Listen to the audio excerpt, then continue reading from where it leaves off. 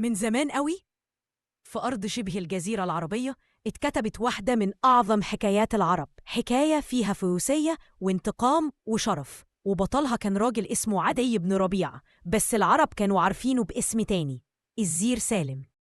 الزير كان شاعر وفارس، بس في الأول كان عايش حياته على كيفه، بيحب شرب الخمر والطرب والستات، وملوش في السياسة ولا الحروب، وكان دايما يقول أنا عايش للهوى مش للسيوف.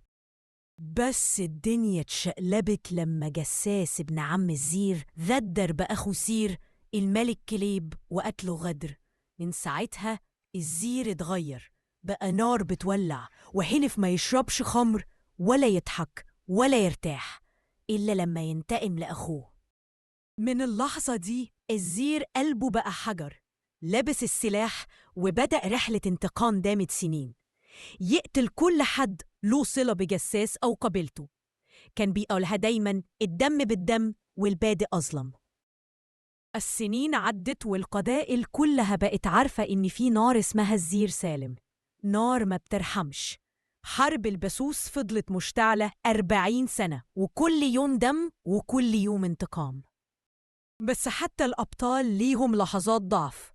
الزير في يوم قعد لوحده وسط الخراب وسأل نفسه أنا عملت إيه؟ قتلت ولاد خالتي، دمرت قبائل، وانتقمت، بس فين أخويا؟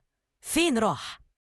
وفي الآخر جت الضربة من أقرب الناس، لما واحدة من نساء خصومه ضحكت عليه وقالت له هدله على عدوه، ودوسته تحت رحمة خصومه وقبلاه غدر.